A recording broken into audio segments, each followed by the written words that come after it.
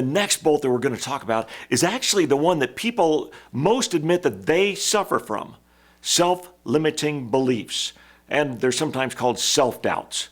We're going to examine how these happen, how they might have happened to you, and how other wildly successful people have had them but succeeded anyway. And I'm going to arm you, God willing, with a new belief that allow you to do the same. So let's get started. Maybe something in our past has triggered our beliefs. Maybe we grew up poor, or maybe in an abusive home, or no home at all. Maybe there was bullying, or racism, or sexism, even something terrible like molestation or rape. Oftentimes these things make us believe that's all we are, and that's all we're ever going to be. We certainly feel inadequate. After all, why should anyone listen to me? Who am I? I'm not rich enough. I'm not successful enough. I'm not one of the popular people. I'm not one of the beautiful people. I'm too young. I'm too old. I'm just not that interesting. People will just make fun of me. If I'm too successful, I'll lose my friends and family. There are a lot of people who are better than me, whatever it is.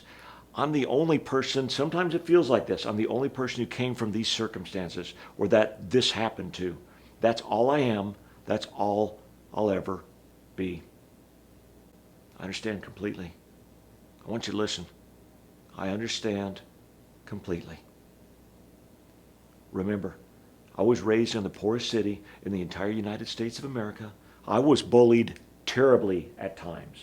I was on the wrong end of an assault rifle in middle school in my own back alley, wondering if my next breath was going to be my last. I can still see it.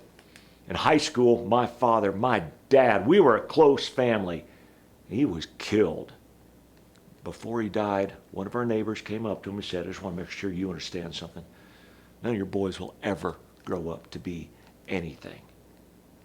That's my background. Now, my story isn't the worst out there by far, but it's the one I know the best because it's my story.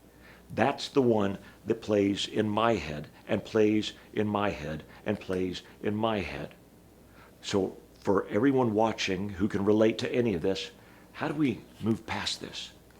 How do we stop wallowing in the past and start charging into the future? How do we keep our beliefs from limiting us by making us weaker and instead make us stronger? Here we go.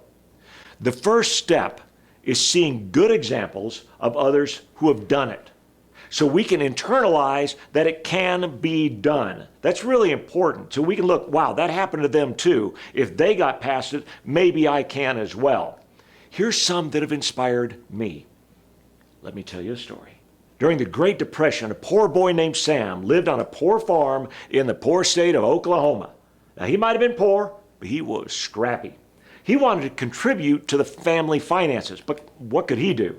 He was a young, poor boy living on a poor farm. What would he have that could be of value to anybody? Well, he didn't have much, that was for sure. But what did he have? So this poor boy looked around his parents' poor farm and he saw the cow. Now, he might not know anything about business, but he knew how to milk a cow. He knew what he did know. The problem was that most of the other families in farm country had a cow as well. Okay, that was the problem. But what was the solution? Well, the people in town didn't have cows, and they're buying their milk from someone. It might as well be him. And if he had enough customers, he figured he could afford to bring the milk in to them. So that's what he did.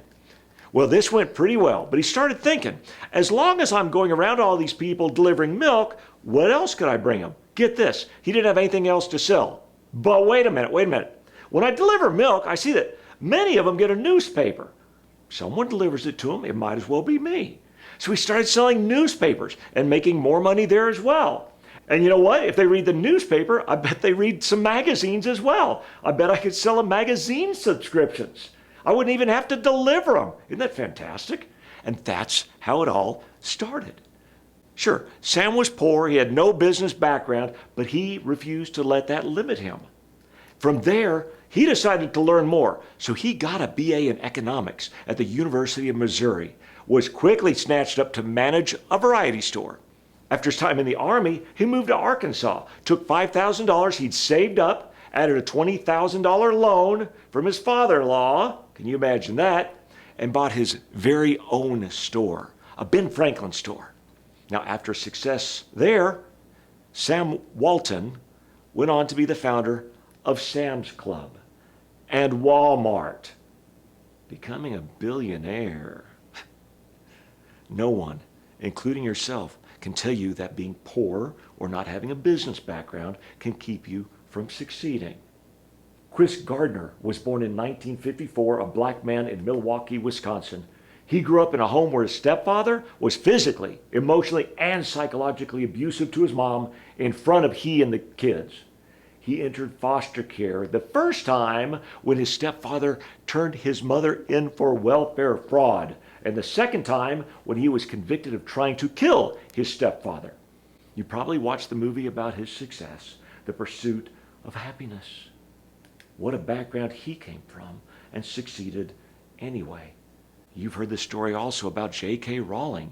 She'd been diagnosed with clinical depression, contemplated suicide several times. With the Harry Potter whirlwind, she's now a billionaire. So obviously depression or anxiety issues don't have to hold you back either. The list goes on and on and on. Helen Keller was blind, deaf, and mute, and yet she became an American author, political activist, and lecturer who continues to inspire us today still. Albert Einstein didn't learn to speak until he was 3. In school, he was terrible, get this, at writing and mathematics.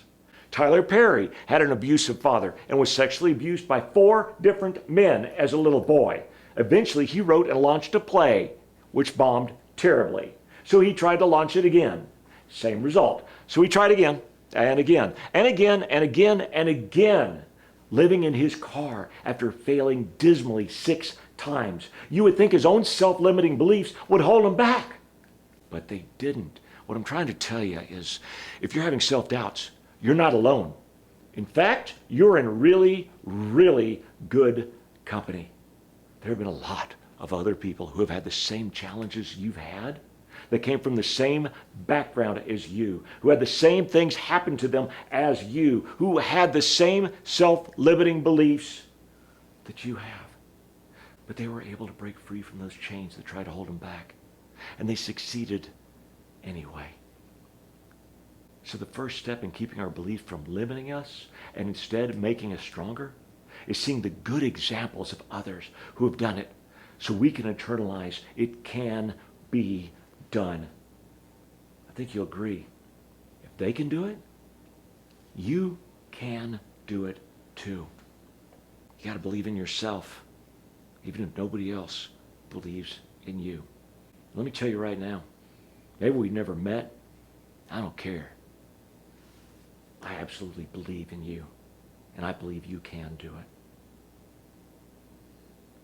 So if anything here has helped you, like always, I'm going to ask you to like this, to comment it, to follow me, and forward it on. I believe there's other people that can use hearing this today as well. Either way, thanks so much for joining me. Now go out there and create your own future.